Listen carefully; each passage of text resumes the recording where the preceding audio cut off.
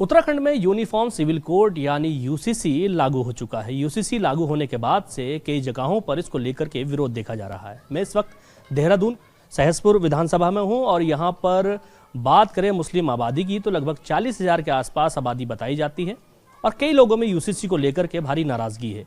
हम कुछ लोगों से बात करने की कोशिश करेंगे कि सरकार ने जो यूसीसी लागू किया है, यूनिफॉर्म सिविल कोड, सब लोगों को एक जैसा कानून के अंतर्गत काम करने की बात कही गई है, तो इसमें क्या नाराजगी है और मुस्लिम समाज इसमें क्या बदलाव चाहता है। आपका नाम? आज़ाद अली। आज़ाद भाई, यूसीसी लागू किया सरकार ने, उनका कहना यही है कि हमने सर्व समाज और सारे धर्मों को एक समान करने के लिए इस यूसीसी को लागू किया है और इससे अधिकांश फ़ायदा आम जनता को होगा, क्योंकि अलग अलग कानून होने के चलते कई बार हमने देखा कि एक दूसरे के खिलाफ नाराज़गी देखी जाती थी। तो अब तमाम चीज़ें बदल जाएंगी इस यूसीसी के लागू होने के बाद, तो इसको लेकर के मुस्लिम समाज में काफ़ी नाराज़गी देखी जा रही है। देखिए, नाराज़गी खाली मुस्लिम समाज में नहीं है, नाराज़गी तो लगभग कई सारे समाज में है। और यूसीसी का स्वागत सिर्फ एज ए भाजपा देखा जाए तो स्वागत हो रहा है, नहीं तो यूसीसी का स्वागत अभी हो नहीं रहा, क्योंकि इसमें बड़ी खामियां हैं अभी और इसको कई प्रकार के तरीके से मुस्लिम्स के खिलाफ ज़बरदस्ती बनाया जा रहा है। और इसमें ये ज़रूर है कि कहीं ना कहीं शरीयत, जो हमारी शरीयत का तौर तरीका है, शरीयत की कुछ तरीके हैं, उनमें छेड़छाड़ तो है। कुछ चीज़ें तो ऐसी हैं कि जिनमें मुसलमान कभी नहीं चाहता कि शरीयत में छेड़छाड़ की जाए, ऐसी छेड़छाड़ हुई है और उसी की वजह से मुसलमान कहीं ना कहीं यूसीसी को एक्सेप्ट नहीं कर पा रहा, स्वीकार नहीं कर पा रहा।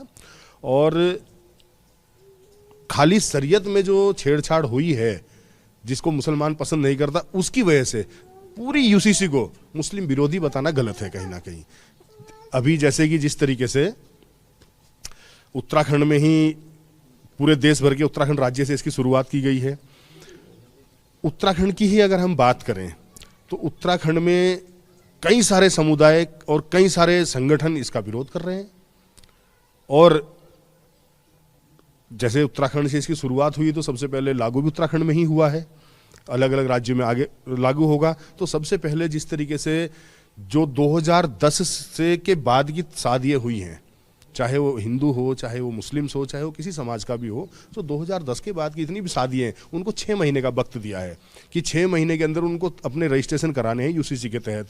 तो ये संभव नहीं है, ये जल्दीबाजी में लिया गया कानून है, जल्दीबाजी में बनाया गया कानून है। 6 महीने में संभव ही नहीं कि लगभग अगर आप 2010 से अब तक की बात करें, पर साल 2 लाख से 2 लाख शादियाँ जरूर हुई हैं। इतनी सारी शादियों का रजिस्ट्रेशन कराना 6 महीने के अंदर कहीं ना कहीं मुझे तो लगता नहीं कि पॉसिबल है, क्योंकि रजिस्ट्रार कार्यालयों की स्थिति सबको मालूम है। जो ज़मीनों से संबंधित रजिस्ट्री हैं, उन रजिस्ट्रियों के काम तरीके से पूरे नहीं हो पा रहे, तो इतना रजिस्ट्रेशन होना बहुत मुश्किल है। तो सरकार को इस पर पहले तो ये देखना चाहिए। इसके अलावा उत्तराखंड में एक बहुत अच्छे से आवाज़ उठ रही है कि भाई जो लिव इन रिलेशनशिप में देश भर में लोग रह रहे हैं, कई जगह वैसे तो कई सारी चीज़ें, लेकिन यूसीसी के तहत एक इसमें रजिस्ट्रेशन कराओ और आप लिव इन रिलेशनशिप में रहो। और उत्तराखंड में सोशल मीडिया पे कई जगह हमने भी देखा है, तो ये कहना है कि भाई ये तो यूसीसी के तहत एक तरीके से गलत कामों को बढ़ावा देने का भी कहीं ना कहीं इसमें ये तरीका बनाया गया है। इसमें भी कहीं ना कहीं सरकार को यूसीसी लागू करने से पहले देखना चाहिए था कि इसका एक बेस्ट तरीका क्या बने, किसी के भी बेटा बेटी, बच्चे बच्चियां कहीं ऐसा तो नहीं इसकी आड़ में किसी गलत राह पे ना चल पड़े। तो ये भी एक इसमें बड़ी खामी है। इसके साथ साथ उत्तराखंड प्रदेश से जिस तरीके से शुरू हुआ है, जैसे आर्मी है, फौज है, रिजर्व पुलिस है, इसमें यूसीसी में स्पष्ट कहा गया है कि भाई जो आर्मी से संबंधित हैं, रिजर्व पुलिस से संबंधित हैं, ये मौखिक भी अगर 2 गवाहों के सामने इनके 2 गवाह हों और ये मौखिक भी कह देंगे कि मेरी संपत्ति का वारिस फला है और मैंने इसके नाम पे वसीयत कर दी है, वो लागू की जाएगी। तो ये तो एक विवाद खड़ा करने की बहुत बड़ा प्लेटफार्म बन जाएगा, क्योंकि मौखिक को कौन कन्फर्म करेगा कि हाँ भाई ये गलत है या सही है। कोई भी 2 गवाह झूठे भी खड़े हो सकते हैं, सच्चे भी खड़े हो सकते हैं। एक ये बड़ी खामी है इसमें। और जिस तरीके से बात आती है मुस्लिम समाज की। तो मुस्लिम समाज में हमारा समाज, हमने यहाँ पे एक बैठक भी की है, इसमें हमारा ऐतराज़ है, मुसलमान समाज अपनी शरीयत में छेड़छाड़ किसी हाल भी नहीं चाहता। उसी को लेके आज बैठक भी थी, क्योंकि एक प्रथाएं चली आ रही है, एक पुराने ज़माने से, पुराने दौर से कई सारी चीज़ें चली आ रही हैं। हम अगर शेड्यूल कास्ट की बात करें, जनजाति की बात करें, जनजातियों में आज भी इसमें यूसीसी में बहु विवाह को छूट दे दी गई है। जिस तरीके से बहु विवाह को छूट दे दी है और शेड्यूल कास्ट का एसटी समाज इसमें से छोड़ ही दिया है, जनजाति को इसमें यूसीसी में शामिल ही नहीं किया है, तो इस तरीके से मुस्लिम समाज के साथ भी कहीं ना कहीं शरीयत को देखते हुए इसका कोई रास्ता निकालना चाहिए था। तो इसलिए मुस्लिम समाज इसका कड़ा विरोध कर रहा है कि जब आप जनजाति को छोड़ सकते थे तो मुस्लिम समाज को भी सिर्फ और सिर्फ राजनीतिकरण करके आपने जबरदस्ती इसमें शरीयत के फैसले को नकारने का काम किया।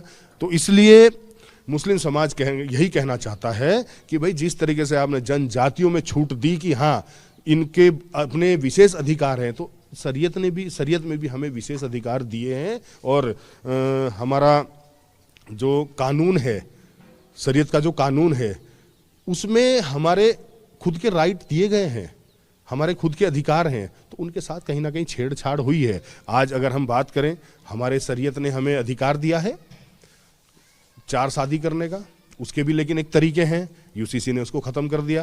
भाई अगर आदमी पहली बीवी को, दूसरी बीवी को, तीसरी बीवी को, सबको खुशहाल रख सकता है और इस लायक है, तो शरीयत ने भी तो यही कहा है, तभी वो रखे। और एक तरफ तो आपने शरीयत के इस फैसले को भी नकार दिया कि आप दूसरी शादी नहीं कर सकते, किसी भी धर्म में नहीं कर सकते, लेकिन दूसरी तरफ आपने फिर वही बात आती है, लिव इन रिलेशनशिप को जो छूट दी है, रजिस्ट्रेशन कराइए, आप रखिए, एक शादीशुदा आदमी भी लिव इन रिलेशनशिप में रह सकता है। ये थोड़ा मिसकंसेप्शन है कि शादीशुदा आदमी लिव इन में नहीं रह सकता। दूसरी बात, 4 शादियों की बात ट्राइब्स के लिए जो की गई है, वो ट्राइब्स में उनको अधिकार मिला है संविधान के अनुसार। मुसलमानों को संविधान के अनुसार ये वाला अधिकार नहीं है। दूसरी चीज़, एक जो आपने लिविंग रिलेशनशिप वाली बात कही, लिविंग रिलेशनशिप का सीधे तौर पर सुप्रीम कोर्ट ने पहले ही आदेश दे रखा है कि कोई भी लिव इन में रह सकता है और ना अगर बालिग हैं तो अपनी मर्जी से कोई भी किसी के साथ रह सकता है। ये तो एक उसमें ऐड किया गया है। तो इन चीज़ों के अलावा जो मुस्लिम समाज की तमाम और चीज़ें हैं, उसमें जो आपके एतराज़ हैं उसको लेकर के, जैसे कि हलाला है, 3 तलाक है, इद्दत है, बेटियों को जायदाद में अधिकार की बात है, तो इन चीज़ों को लेकर के जो नाराज़गी है वो आखिर क्यों है? क्योंकि हलाला को लेकर के, जैसे अभी मेरी और यहाँ पे कारी साहब इनसे बात चली, हलाला को लेकर के जिस तरह से कहा गया कि एक ऐसी प्रथा है कि ये ना हो समाज में, उस प्रथा को ख़त्म करने की बात सरकार कर रही है। तो उस प्रथा के ख़त्म होने से आखिर क्या नाराज़गी है आपको? सबसे पहली बात तो यह है सर, हलाले की ज़रूरत तो शरीयत के अंदर बहुत बाद में पड़ती है। इससे पहले बहुत सारी चीज़ें हैं, जैसे 3 तलाक का मसला है, शरीयत ने कब कहा कि तुम डायरेक्टली 3 तलाक दे दीजिएगा? उससे पहले भी बहुत सारी चीज़ें हैं, आप 1 तलाक दीजिएगा, उसके बाद भी कुछ दिन छूट दी जाएगी आपको, और फिर अगर आपस में निभा ना हो सके उसके कई बाद फिर आपस में एक दूसरे जुदाई का इख्तियार भी दिया गया है। लेकिन 3 तलाक का जो मसला है ये बहुत बाद में शरीयत के अंदर रखा गया है।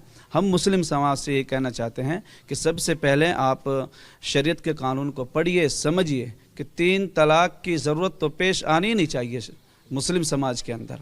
अब अगर आपका किसी बात पे विवाद है, आपस में मियाँ बीवी में समझौता नहीं हो पा रहा, जैसे आपको बताया पहले भी कि भी आप उसको 1 मरतबा तलाक देंगे और छोड़ देंगे, उसमें भी शरीयत ने फिर आगे मोहलत दी है, कम से कम 3 माह 3 हैज की मोहलत दी है।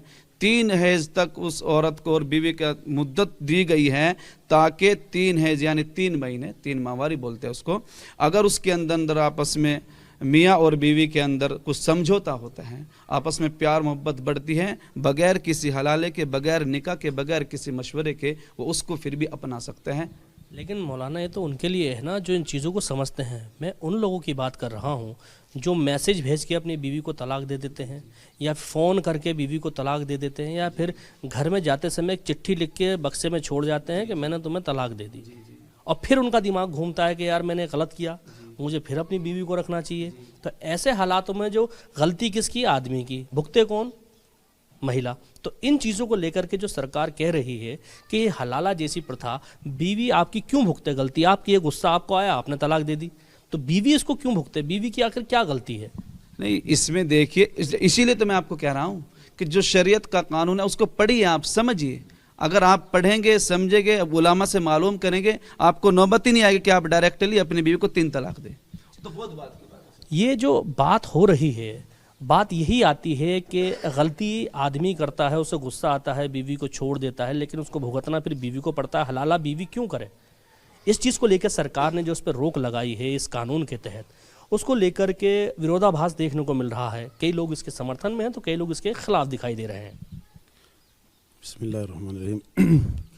देखिए, यूसीसी जो यहाँ नाफिज हुई है उत्तराखंड में, मज़हब इस्लाम के मानने वालों के लिए असल तो ये है कि अगर मज़हब इस्लाम का मानने वाला मज़हब इस्लाम को मानना चाहे तो उसको दुनिया की कोई ताकत नहीं रोक सकती, क्योंकि मज़हब इस्लाम को आदमी खुद समझे और उस पर जो अमल करने की कोशिश करे, और कोशिश ये करे कि जब वो मज़हब इस्लाम को मानेगा तो उसे दुनिया की कोई ताकत नहीं रोक सकती। और मज़हब इस्लाम के मानने वालों को जो है इस पर जो है कोशिश भी करनी चाहिए। और इसी तरीके से जो है हलाले की बात है, तो जैसे हमारे अमजद भाई ने बताया कि हलाले की ज़रूरत तो इंसान को बहुत बाद में पड़ती है। तलाक़ का प्रोसेस जो है इससे पहले बहुत लंबा है। आदमी को जो है अगर उसका इल्म होगा तो उसी तरीके से जो है इस पर अमल करने की कोशिश करेगा।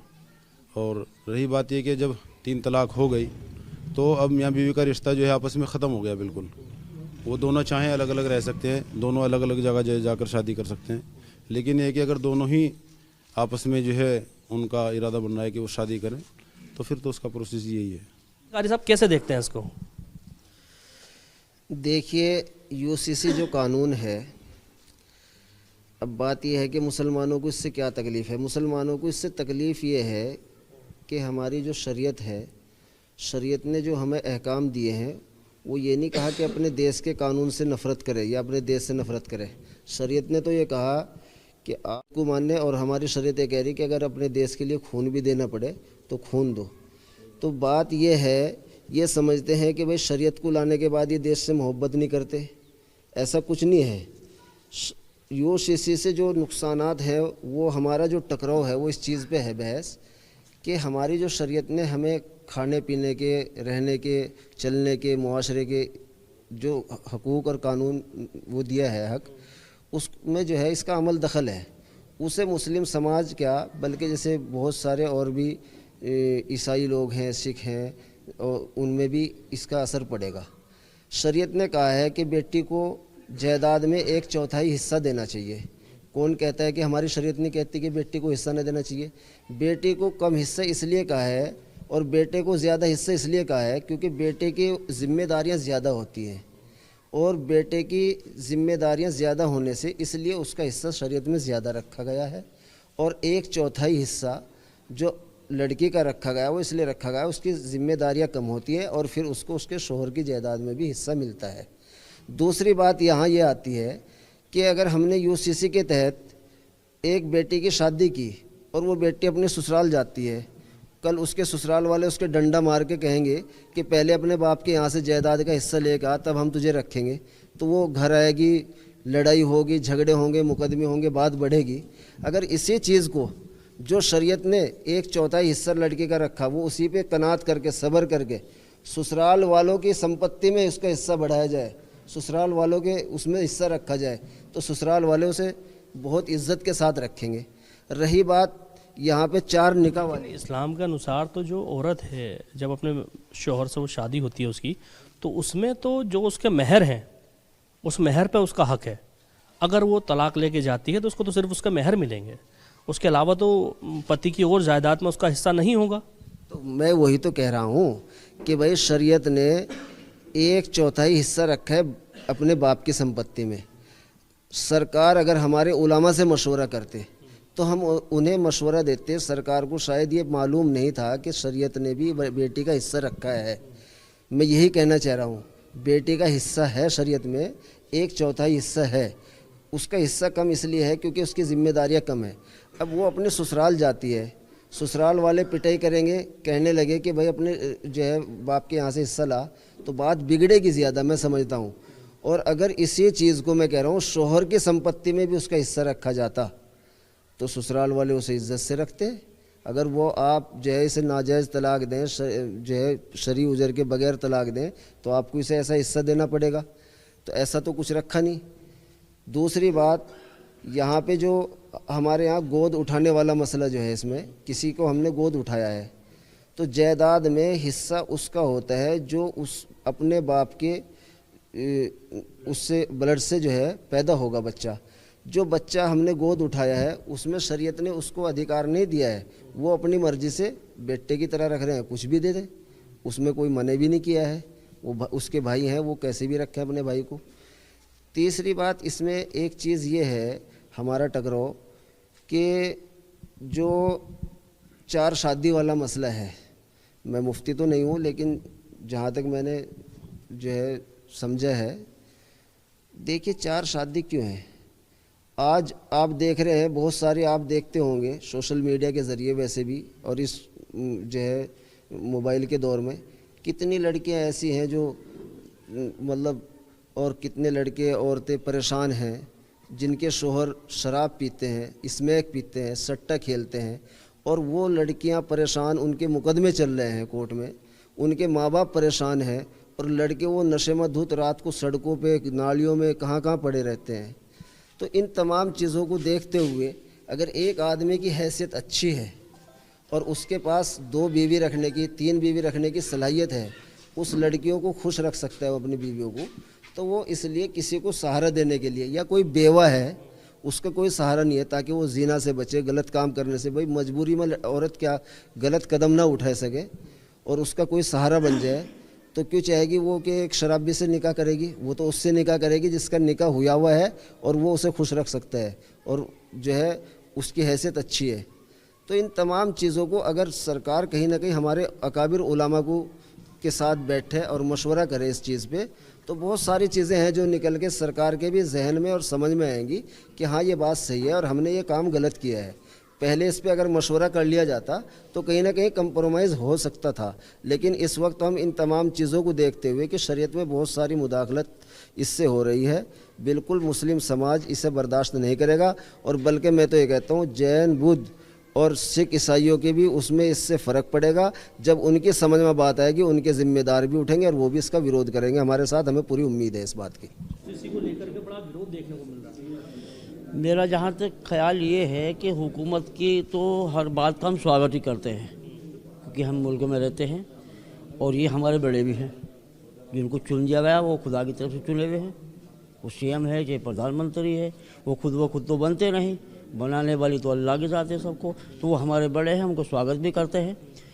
लेकिन थोड़ा सा हमारी राय ये थी कि जैसे यहाँ मुख्तलिफ धर्म के लोग रहते हैं हमारे मुल्क में, और आप अगर ये मशवरा कुछ जैसे सिखों के धर्म गुरु हैं और लोगों के हैं, मुस्लिम के जो हमारे उलमाए किराम मुफ्तियान इज़ाम हैं, अगर हुकूमत इन लोगों से अलहदगी में एक मशवरा कर लेती कि हम ऐसा कानून बनाने जा रहे हैं, आप लोग क्या रहे हैं, तो हमारे जो हाकिम है, हुकूमत करने वाले जो सीएम हैं, उनका स्वागत भी होता और उनकी बात को तस्लीम भी किया जाएगा तस्लीम, ऐसे नहीं तस्लीम करेंगे उनकी बात को, लेकिन जो इसमें थोड़ी बहुत ही खामियां हैं, गलतियां हैं, तो उलमाए किराम ये बताते हैं कि आपको ये कानून इस अंदाज से लागू करना है, फिर कोई विरोध नहीं होता, फिर कोई विरोध नहीं करता। तो विरोध इसलिए है कि ना तो वो उन्होंने ऐसे उलमाए किराम से, मुफ्तियान इज़ाम से कोई ऐसा मशवरा लिया है,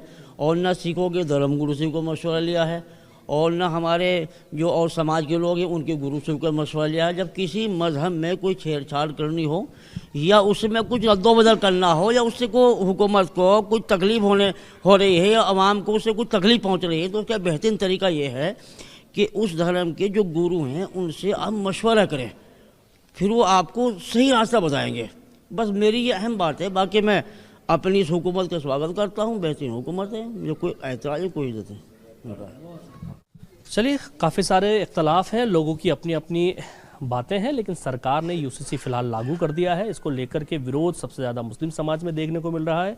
कुछ ऐसी चीज़ें हैं जिसको लेकर के मुस्लिम समाज अपना विरोध जता रहा है। कुछ लोगों से हमारी बात पहले हुई, वो कोर्ट जाने की बात कर रहे हैं। अब देखना ये होगा कि सरकार मुस्लिम उलेमाओं को बुला करके उनसे बात करके क्या इसमें दिए गए कुछ प्रावधानों को बदलती है या फिर ऐसे ही यूसीसी लागू रहेगा, क्योंकि प्रदेश के मुख्यमंत्री पुष्कर सिंह धामी का साफ तौर पे कहना था कि यूसीसी किसी धर्म विशेष को ध्यान में रख करके नहीं बनाया गया है, ये सर्वधर्म के लिए है। लेकिन जिस तरह से तमाम बातें निकल के सामने आ रही हैं, तमाम मुस्लिम उलेमाओं ने इसको लेकर के अपनी नाराज़गी जताई है। अब देखने वाली बात यह होगी कि ये समाज क्या हाई कोर्ट तक जाता है या सुप्रीम कोर्ट तक जाता है और इसको लेकर के अपनी लड़ाई कहाँ तक लड़ता है। Danish Khan, ABP live, Uttarakhand. For exclusive and insightful videos, subscribe to our new channel ABP Live Premium.